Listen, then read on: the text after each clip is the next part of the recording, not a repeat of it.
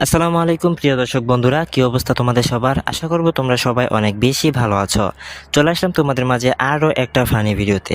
আর আজকের ভিডিওটা হতে চলেছে বাংলাদেশের একটি তমল জনপ্রিয় ইউটিউবার, যাদের ভিডিও দেখে আমরা সবাই অনেক বেশি পছন্দ করে থাকি। তো চলো গাইস, আর বেশি কথা বলবো না, তোমাদের সামনে সেই ভিডিওটা দেখানো যাক।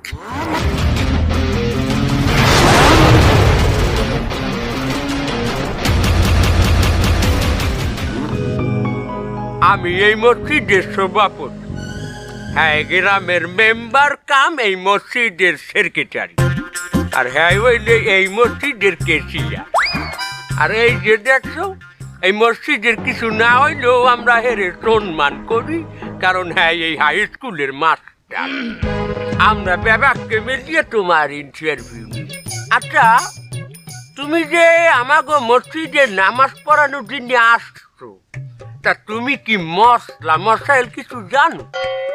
যে আলহামদুলিল্লাহ। তার আমার এই মশলা কবে মনে হলো মসজিদের ভিতরে একজন মুরব্বী মানুষ নামাজে খারাইছে, আসুক কিঞ্চিতের বায়ু নির্গত হয়েছে। তার এমন অবস্থায় হে আশেপাশে চাইয়ে দেখিয়া মানিজ্যের ভয়ে নামাজটা নিয়ে গেছে। এক্ষেত্রে এই সময়ে তার ফরজ হইবে কোনটা, উজু করা নাকি মানিজ্যের বাঁচানো? উজু ফরজ।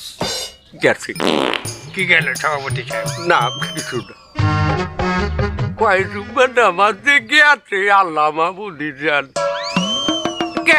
এই সময় আর কোনো মাসলা নাই যে না, উজুই ফরজ।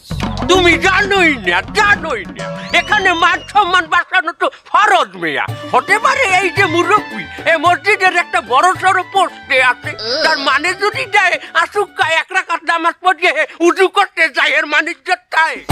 এই আমার সাবজেক্টে এই ইমাম ফেল, মাসলা জানে না। আচ্ছা বলো তো, একটা মসজিদি কাতার আছে 10টা, প্রতি কাতারে 10 জন করে মুসল্লি ধরে। এখন জুম্মার দিন লোকজন বেশি হয়ে গেছে, কোন কাতারে 12 জন, কোন কাতারে 15 জন, কোন কাতারে 7 জন, বেশি ঢুকি পড়িছে। তাহলে টোটাল মসজিদে কতজন মুসল্লি এলো? এটা কেমন প্রশ্ন? আমি কাতারের হিসেব করবো? আমি তো পড়াবো নামাজ। গেছে ও ফেল।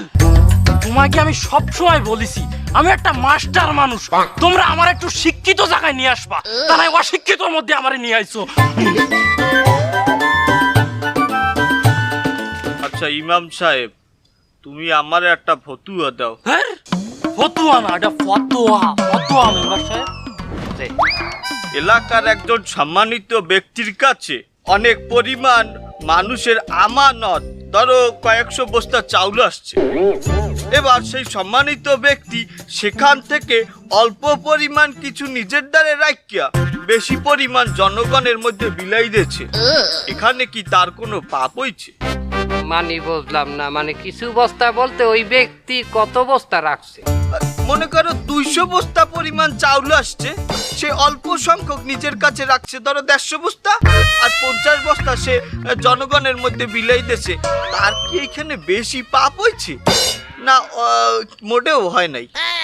ফালার ফালা, সে তো আস্তা নাস্তা চোর।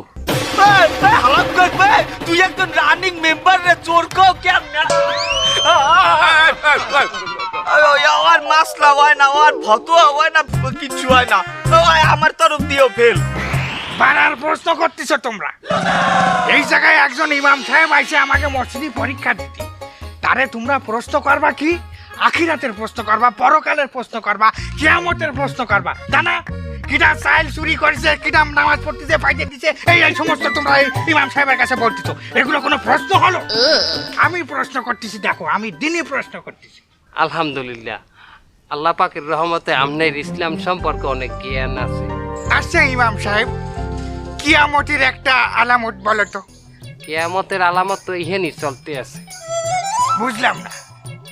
কিয়ামতের আলামত এক মুরুক্ষরা আলেমকে প্রশ্ন করবে।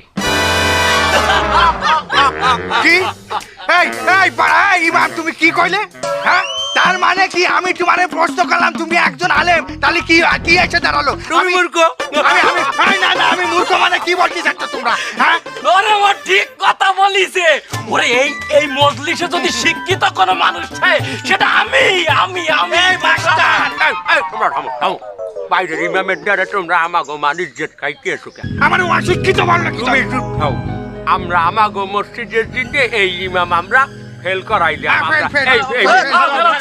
খারাও এই পর্যন্ত তোমরা 18টা ইমাম পাল্টাইছো। কাল বাদে পরশু জুমা কেটা পড়াইবে? তুমি পড়াবা? এই ইমাম থাক, এই ইমাম জুমা পর্যন্ত পড়াও। যদি ভালো লাগে তাহলে রাখবো, আর না লাগলে হাত পর দেখা যাইবে। তোমার ওই মসজিদের ওই উত্তর কোনায় ঘর আছে, হে এনে থাকবা। আর খাওয়া দাওয়া আর বেতন আমরা ঠিক করবো, মানে আস্তে আস্তে তোমার দেখিয়া ওঠো।